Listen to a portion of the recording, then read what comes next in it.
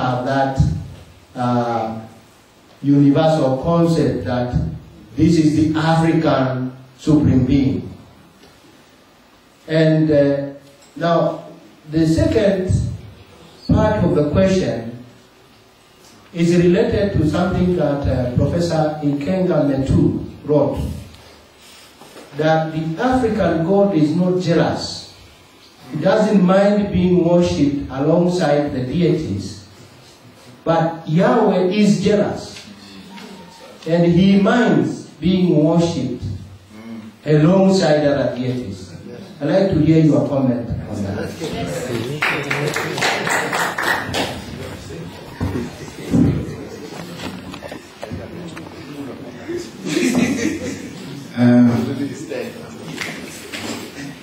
Yeah, I'll start with antithesis. The question about the two sets of different belief systems. I believe that there are witches, and I believe that there are no witches. Yeah, I think that when Christianity came and introduced itself, it brought its own ideology which rearranged our belief system, and it went with the thinking of the missionaries. In our own understanding, witches do exist. So that is a perpetual conflict between what Christianity proclaims and what we actually believe. I think it will go on for a long time, because the Christianity that was brought was a system, and African traditional religion also produced a system. So I think this will go on. We'll believe and will not believe.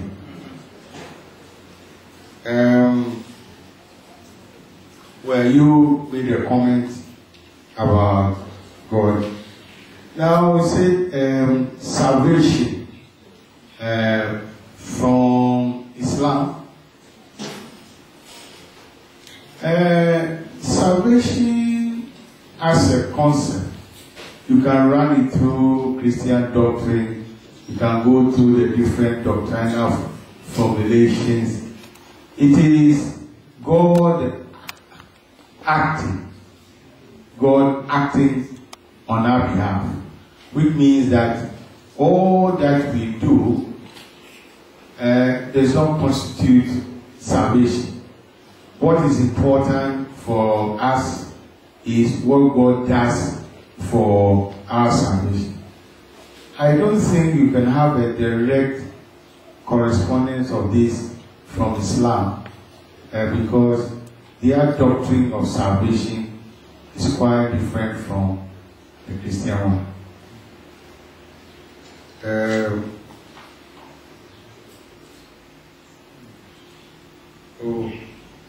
Who asked that? Oh no, there is one question about God is localized. Who said God is local?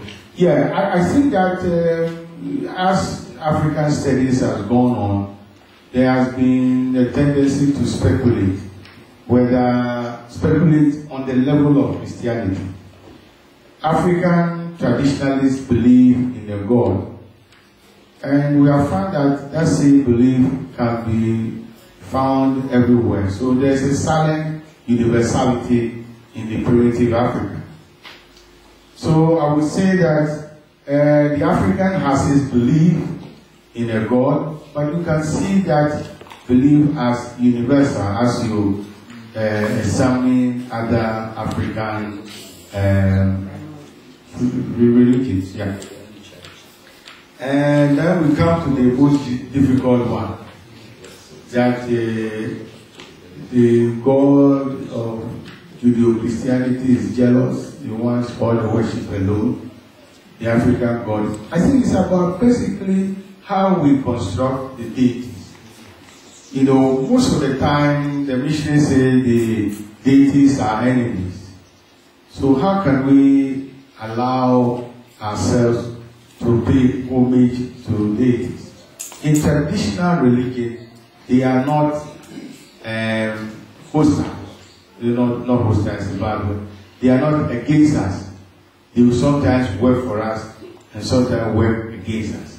So it seems to me that to answer your question would depend on how you construct your perception of deities in our lives.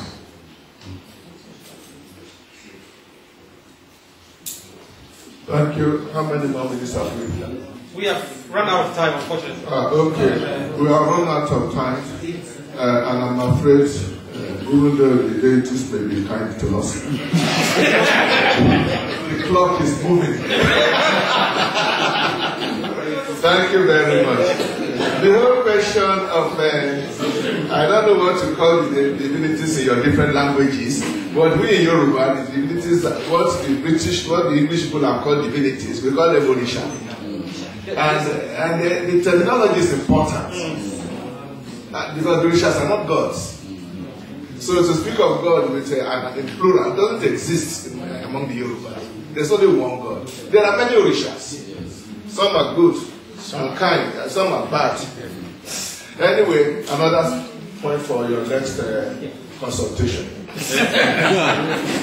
Thank you very much. Yes. Just an observation. Yeah. Suppose a question is asked and the answer is not satisfactory. Yeah. What do we do?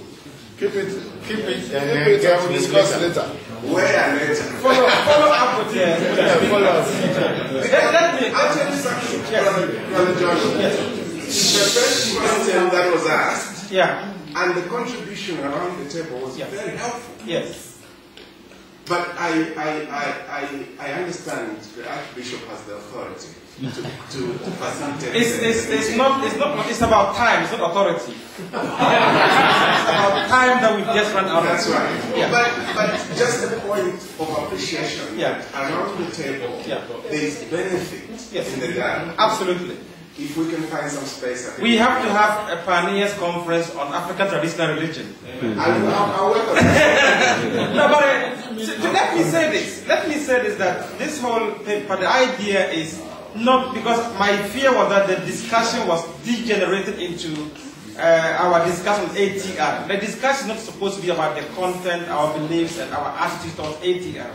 It's what sort of resources can we draw from our African traditional worldview to help us in our engagement with Muslims. That is the whole idea. But what do you believe in libation? What do you believe? I think we were getting a bit off the tangent, and I was getting a bit concerned about. So if we can keep that discussion separate, that's not the issue that we are interested in here. We are interested in what is it that we can learn from our own heritage, traditional heritage, as we engage with Muslims, as African Christians. And I want to just say this in appreciation of our Archbishop. Somebody asked whether are we still inside pagans or Africans, are we really Christians? Tarawat asked that question. And there's this joke about the missionary who went to Nigeria, to Yoruba land, and baptized a Yoruba man. And he was called, what is the typical Yoruba name? I don't know. A lot of family. So he baptized a lot of family and called him James. And then, as part of the catechism, they were not allowed to eat meat during Easter, during the Lent period. You don't eat meat. So these missionaries were going around, check on these African converts, because they don't trust them. They will hide and eat meat. So he went and caught this Yoruba man eating goat. And he asked the guy, what are you doing during Lent? You are eating meat. This is goat. He says, no, it's not meat. It's not goat. He said, but I can see it is goat meat. He said, you want to test it and see? Very Nigerian. And he said, look, I'm not going to test it. He said, okay, I can explain. He said, okay, explain to me. What is it? He said, you remember when you came? I was called Olorofemi. You poured water on my head and you called me James. This morning, I caught the goat, I poured water on the head and I called it fish.